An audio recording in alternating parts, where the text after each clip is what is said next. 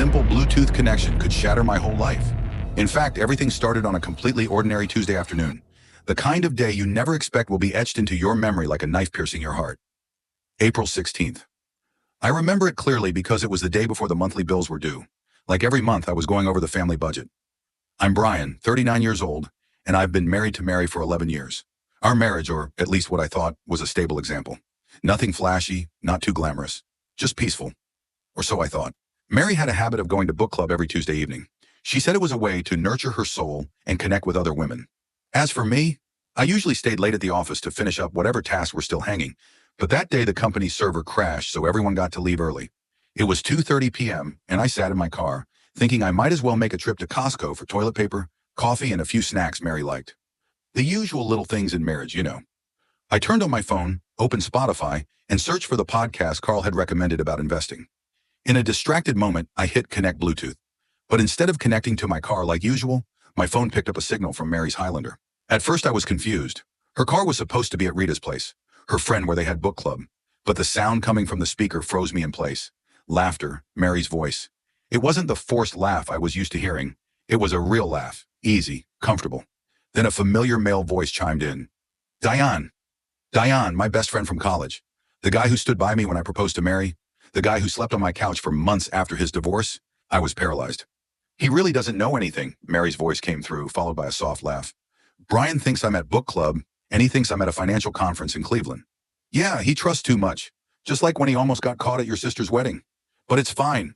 Once he signs the house transfer papers, everything will be settled. I couldn't believe my ears. Each word, each sentence was like a dagger, peeling back layer after layer of me, not with pain, but with the raw coldness of truth. We just need to pretend for 97 more days, until we finish the tax paperwork. Then I'll have everything. The house, the savings account, and the new life plan with you, without that idiot's name on it. That idiot was me. I heard them laugh. Laugh loud. Dion, my friend, the one I thought would live or die for me, and Mary, the woman I believed was my true love, were sitting in that car, plotting to steal my life. I don't remember how I disconnected the call. I don't remember driving home. I just remember sitting still in the parking lot, the phone shaking in my hand, and a deep, gaping hole opening up in my chest. I didn't cry. I didn't yell. I didn't break anything. I opened my notes app and wrote, 97 days. The plan starts today. I used to think that keeping a secret was the hardest thing in life, but I was wrong. What's harder is pretending you don't know that secret, living every hour, every minute, every second next to the person who betrayed you, while still smiling, cooking dinner, and lying side by side as if nothing ever happened. That's what I did, and I called it the Phoenix Operation. The next morning, I didn't go to work. I didn't grab my phone to call friends and complain like most men would. Instead, I closed my office door, sat down, and opened a new tab in my browser. I created a secret email account, a private drive, unsynced, that no one could trace. I made a folder, The Rebirth Plan. The name sounded cheesy, but it was all I could come up with at the time. I began to collect the pieces, the audio from the car with Mary and Dylan, screenshots from the bank, the secret account she hid from me, the transaction history, every little drip of money siphoned from our joint account, photos of receipts for secret vacations, hotels in Sedona, a French restaurant I was never invited to. Every night I lay next to Mary. She still slept like every other night, her back to me, hugging the pillow I had always thought was her substitute whenever I wasn't home. But now I knew. I was the substitute for the damn plan she had been secretly plotting with my best friend. 97 days. I had time. And I was going to use every single minute to peel apart that scheme, like peeling the skin off a snake. I began recording every move Mary made, not saying anything, just recording. Every time she left the house. Every time her phone buzzed and she quickly flipped the screen down. Every time she lied about the book club, but I saw her GPS location was somewhere else. The funny thing was, we'd been on a family phone plan for years, a feature designed to help couples trust each other, to locate lost phones. But Mary didn't know that I still had access to that data. Her location, down to the exact minute, showed up in my email every night. I downloaded a full history of messages from the tablet she'd forgotten to log out of iMessage. What I found was chilling. Just get him to sign and it's done. Let him think he's making the decisions. Pathetic, really. Dylan replied, yeah, I think 3 more months should do it. After that, we can finally be real. No more pretending to love him. I didn't feel anger anymore. It was as if the blood in my veins had turned to cold steel. Hard, cold, sharp. I started replying to Dylan's messages in a new way. I became the perfect Brian, inviting Dylan to sports games, talking about investments, even asking Mary what she wanted for dinner every night. I became the husband version that Mary no longer had any doubts about. They thought they'd won, and that's exactly what I wanted. I met with Arlene, the lawyer recommended through Reddit. She gave me a sad smile when she heard the story. You're going to want a calculated response, not an emotional one. Emotions get people to lose their house, their kids, their dignity. Calculation works the opposite. We began taking action. I transferred part of my money to a new account Mary couldn't find. I signed a lease for a small, anonymous apartment, paid in cash.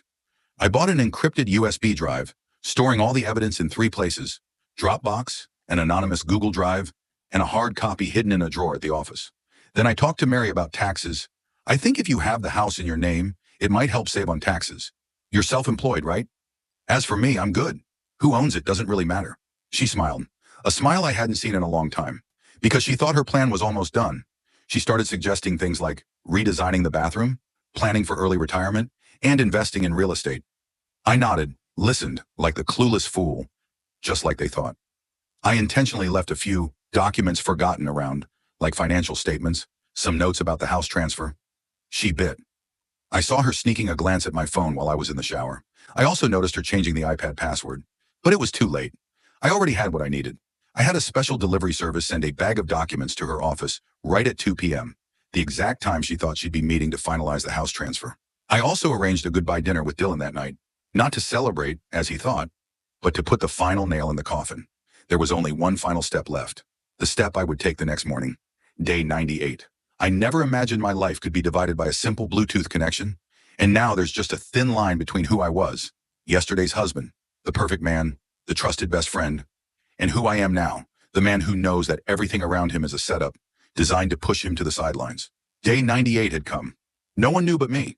Mary thought today was the day of harvest, the day I would sign over the house to her, the final act in the ideal husband play I didn't know I was starring in.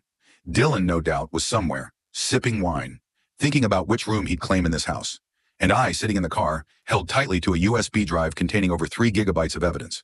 Photos, audio files, bank statements, GPS logs, chat histories, everything.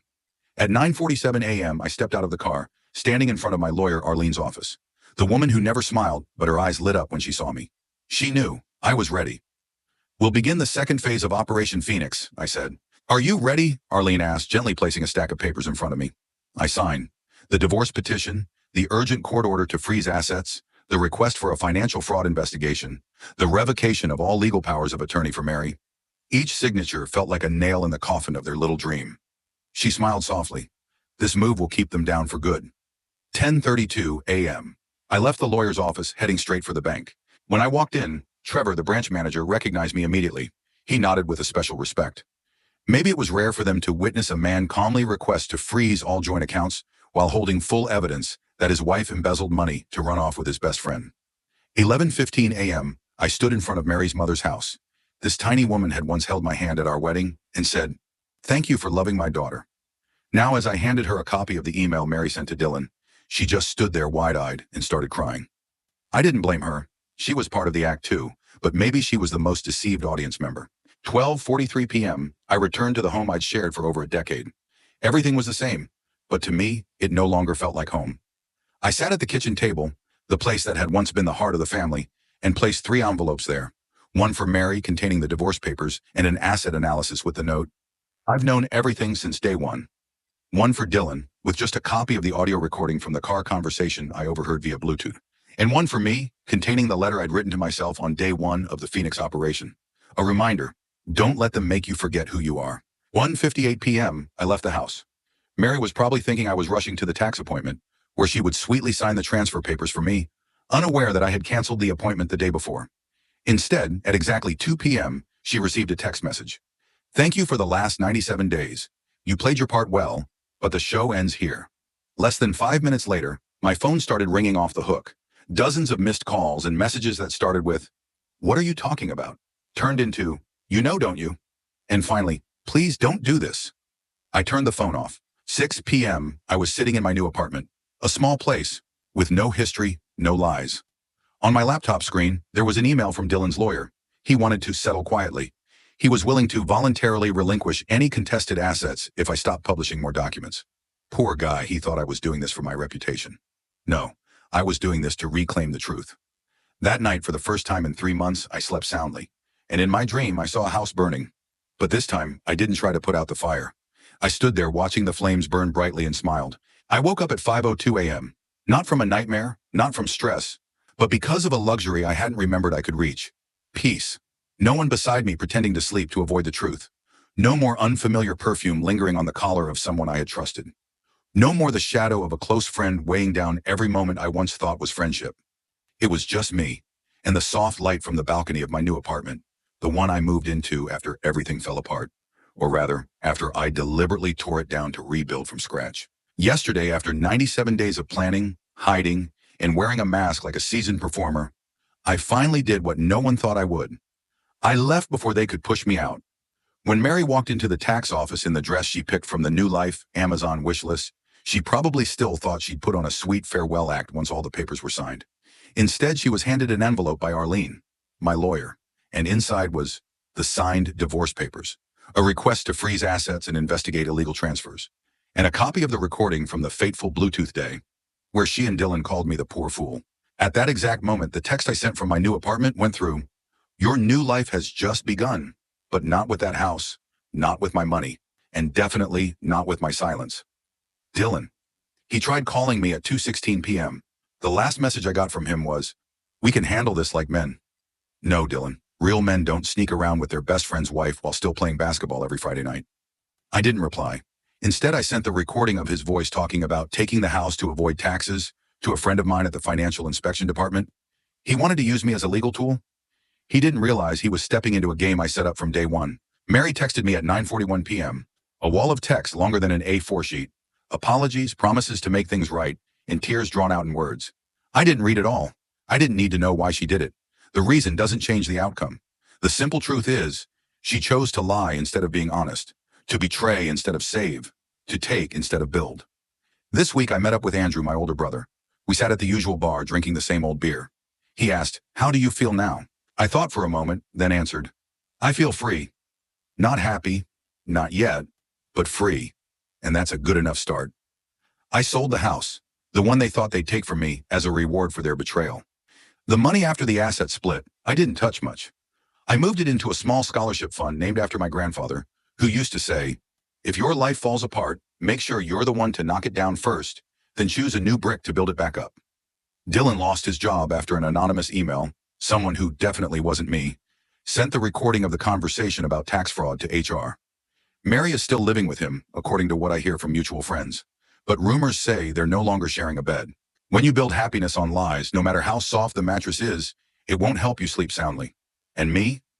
I have a small place, a few basic things, an old couch I bought from Craigslist, and the peace of mind I lost so long ago. I started rewriting my life plan. She's no longer in it. It's no longer, "What will we do next year?" It's, "I'll learn photography like I always wanted. I'll head to Colorado alone this winter. I'll live truthfully, no longer playing the poor fool role. This weekend, I'll burn the printed copy of the first email I overheard, the letter she wrote to Dylan, saying that in 97 days she'd be free of me. I'll burn it, word by word, not because I'm angry, but because I survived 97 days of being lied to, pretending, and being hurt. And I deserve to walk through the fire as a new person. I'm no longer Mary's husband, no longer Dylan's friend, no longer the pitiful failure. I am the one who forged himself in the fire of betrayal, rose from the ashes, and rewrote the first chapter of my life with my bare hands. I am the declaration behind the back of the betrayer, and I'm back. This is the story of a man who seemed like he had been knocked down, who seemed like he would be the victim of his own life. But instead of crumbling, he chose to rise. Not for revenge, but to reclaim his self-respect, to close an old chapter with his own hands and to begin a new one, the chapter of freedom and pride. Because sometimes true strength isn't in yelling at the betrayer, it's in walking away with calmness, without ever looking back. If this story resonates with you, if you find yourself somewhere on a similar journey, if you enjoy long, dramatic, emotional, and deeply moving stories like this, don't forget to like, subscribe, and turn on notifications so you won't miss the next stories.